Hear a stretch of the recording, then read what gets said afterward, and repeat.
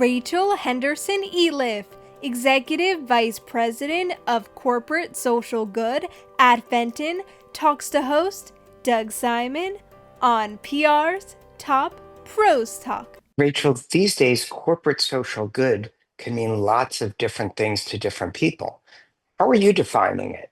Whether companies define their societal impact in different ways, right? There's products, services, grant making, their partnerships, or even their people programs.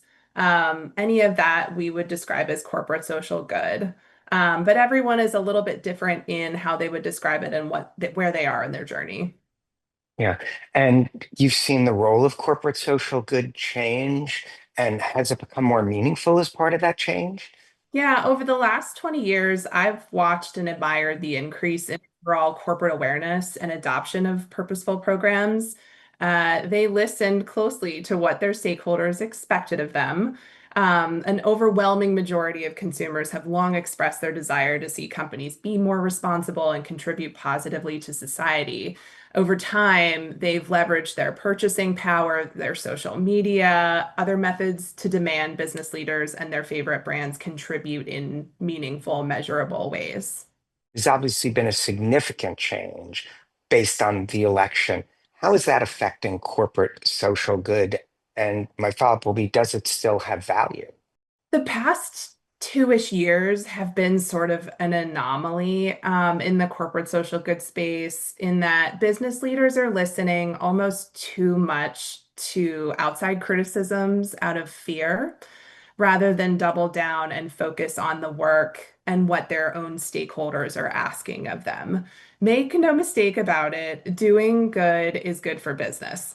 But it's largely a communications problem. A new survey I saw last week from the United Nations Global Compact found that while 88% of CEOs believe the business case for sustainability is stronger than it was 5 years ago, only 50% are comfortable discussing their actions on the issue. That's really wild. And that's what we're seeing at a macro level. Companies are pulling back their communications on issues important to their own businesses for fear of blowback. Yeah, and you also yourself had significant experience with the United Nations. It might be an overstatement that when you worked with Steph Curry, you helped him with his shooting form, but that's definitely part that's close to you. So, is there a way brands can be reflecting their core values in their marketing campaigns in this environment? Yeah, it's a good question. First and foremost, my advice always is don't make decisions out of fear or discomfort. Someone is always going to dislike you. Some of those voices are louder than others, of course. But it's far better to put a stake in the ground and make it clear that you will never compromise on what's core to your company's values. And then I've talked a lot with corporate leaders about communicating less of the what, the labels, the language, the numbers, and instead focus more on the why and the who. Why does your company, why are they doing what they're doing? How does it matter for your business, for your employees, for your community? Who is empowered by what you are doing? Who benefits from your investments? Focus on the human-centered storytelling. Use language that meets people where they are, not complicated corporate language speak, that appears inhuman or unfeeling when delivering some of those explanations. You mentioned humans, and some of the most important humans who are a brand are the ones that work with them and for them. So, is there a way to embed values into the employee experience and even the decision making you make within the organizations? There's an understanding both actually for internal and external, but so it's understood throughout. Employees are often your best sounding board. The workforce, of course, is more diverse than ever before, with three or four generations that expect different leadership and communication styles. That's challenging. I absolutely acknowledge that. But leaders need to exercise cognitive empathy, which is really about just active curiosity. Look, employees understand your brand and your business better than most. If you're not truly listening to them, soliciting their feedback, understanding where you might be falling short of their expectations, start now. Offer several ways to solicit feedback and to have candid, constructive conversations. Support your employee resource groups in meaningful ways. And then, be clear and firm about how your programs, your services ladder up to your values as a business. Emphasize the why, you're doing what you're doing, and invite them to live your values through their participation in these programs. Support volunteerism, give them time to vote, be generous with your time off and paid leave policies. There's enough data out there that shows that when you listen, when you respond, when you're generous and transparent, you retain great talent. That is exciting and important points. Obviously, retaining great talent is something that we pride ourselves on as our number one priority, having an average tenure of 10 years per employee. But how does a business handle criticism or opposition? And can they still remain true to who they are? Sidebar question to that, when can you just let it go, let it roll off your back? Because that's always a consideration.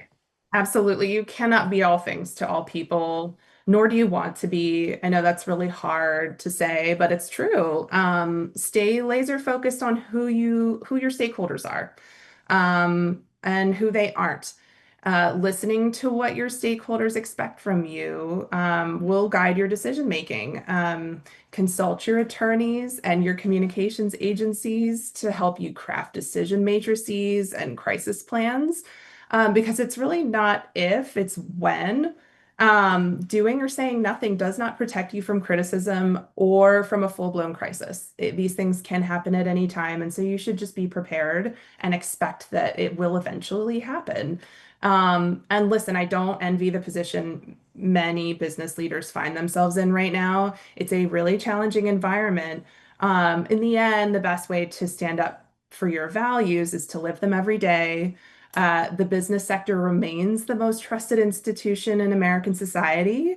If our leaders can hold fast and be bold and lead with their purpose, we will all prosper. Yeah, and you obviously talk the talk, but you walk the walk as well. I'd love to have you share something that people might not know about you, though I already spilled the beans a little bit about you helping Stephen Curry with his jump shot. Oh my gosh, I wish That I might be an overstatement a could. little bit. I wish I could claim responsibility for that. No, I was commenting that some of the photos behind me, were of my time when I worked at the UN Foundation, and I led, malaria communications for United to Beat Malaria, which is a really, incredible, advocacy group. And Stephen Curry for many years has supported, the work, and I worked with him for many years, in that role. And there's a few photos of when he and I were in Tanzania different times, visiting with refugees and helping them to tell their stories and uplift their experiences so that, Americans can get involved in the campaign and support in some small way. Yeah, it's really just awesome that you've done that great work throughout your career. Any final thoughts about the discussion we've been having about the role of corporate social good these days? It seems like it might be more important than ever. It is absolutely more important than ever, I would argue. I think any company can live their purpose in a variety of ways, and it's just about doing the things that make the most sense for you and your people and your business. Big or small, start somewhere, and, take the intentional time to listen, like I said, and have a sense for where you want to go moving forward. And it's okay to be flexible and nimble in this really tough environment, and to make sure you feel comfortable and confident. But I wouldn't say pull back. I wouldn't say stop talking or stop doing. I would say this is a moment to lean in more. Great. Well, I'm sure that the viewers here will be leaning into what you've had to say. Thanks so much for participating. Thanks so much for having me.